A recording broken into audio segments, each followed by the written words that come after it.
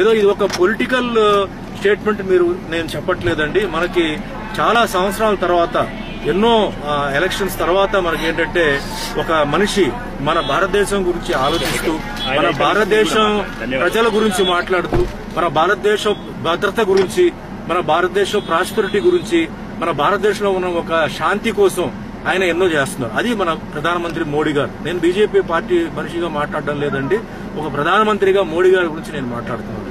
ఆయన ఎన్నో విషయాలు ఇంతవరకు ఏ పార్టీ చేయని ఒక విషయాన్ని ఆయన ఈ రోజు ఆయన సాధించారు. ముఖ్యంగా చెప్పాలంటే ఒక రామ మందిరం గురించి ఎన్నో సంవత్సరాల నుంచి దీన్ని ఒక ఎలక్షన్ టాపిక్ గా పెట్టుకున్న ఒక విషయాన్ని ఆయన క్లియర్ చేశారు. అలాగే ఆర్టికల్ 370, అలాగే కాశ్మీర్ విషయం, ఇంకా ఎన్నో విషయాలు ఆయన చేస్తున్నారు. ఎన్నో విషయాలు ఆయన చేయాలండి.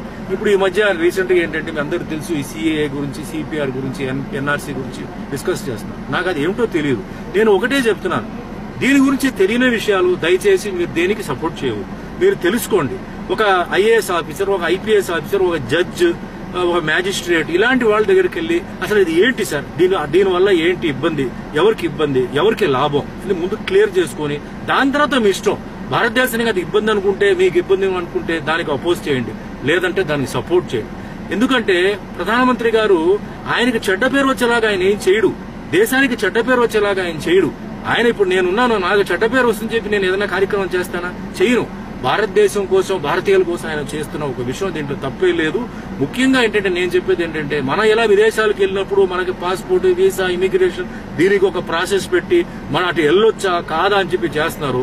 అదే మాదిరిగా విదేశాలు ఇక్కడ రాకూడదు నేను చెప్పట్లేదు, వాళ్ళు రావచ్చా రాకూడదా అని చెప్పి మనం డిసైడ్ చేసి తర్వాత వాళ్ళని ఇక్కడికి రమ్మని చెప్పొచ్చు. అదే మాదిరిగా సైనికులు ఒక సైడ్ లో మన దేశాన్ని కాపాడుతుంటే ఇలా ఇల్లీగల్ ఎంట్రీలు లోపలికి వచ్చేసి, అంటే ఇక్కడ చాలా మంది ఏంటంటే పాపం ఉద్యోగాలు లేకుండా ఉద్యోగాలు దొరికితే 100 రూపాయలకు ఉద్యోగాలు దొరికితే వాడికి ఏంటి సార్ 100 రూపాయలు ఇస్తున్నారు, నేను 10 రూపాయలు పనిచేస్తానని చెప్పి వాళ్ళు పనులు వచ్చి వాళ్ళకి పనులు లేకుండా చేసి ఇలా చాలా ఇబ్బందులు ఉన్నాయి.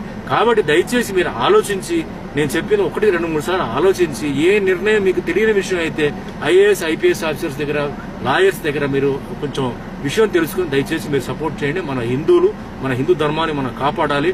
మన హిందూ ధర్మం ఇంకా పైకి, అంటే ఇంకా బాగా రావాలి. ఎందుకంటే హిందువులకి ఏదైనా మన భారతదేశంలో ఏదైనా జరిగిందంటే మనకు వేరే దేశం లేదు, వేరే ప్లేస్ లేదు. కానీ ముస్లింస్ కి, క్రిస్టియన్స్ కి చాలా చోట్ల ఉన్నాయి. వాళ్ళు ఎక్కడ కావాలంటే వాళ్ళు వెళ్ళొచ్చు, ఎక్కడ కావాలంటే చేయవచ్చు. మన హిందువులకి ఒకటే భారతదేశమే. కాబట్టి మన భారతదేశం మనం ప్రొటెక్ట్ చేయాలి, మన భారతదేశం మనం కాపాడుకోవాలి. అదే మాదిరి విదేశాలు వచ్చిన వాళ్ళని మన విజిటర్స్ కింద మనం ట్రీట్ చేస్తాం. మనకు మంచి చేస్తే వాళ్ళకి మంచి చేస్తాం. ఆ విషయంలో నేను ఈ రోజు ఈ ఒక ప్లేస్ లో, అంటే సంతోషమాత ఒక స్థలంలో, ఒక ఆధ్యాత్మిక ఒక స్థలంలో నేను నా మనసులోనే చెప్పాను తప్ప నాకు వేరే ఏ చెడు ఉద్దేశం లేదు, ఎవరిని కించపరచాలని లేదు. దయచేసి ఆలోచించండి. జై హిందుస్థాన్, జై జవాన్, జై కిసాన్.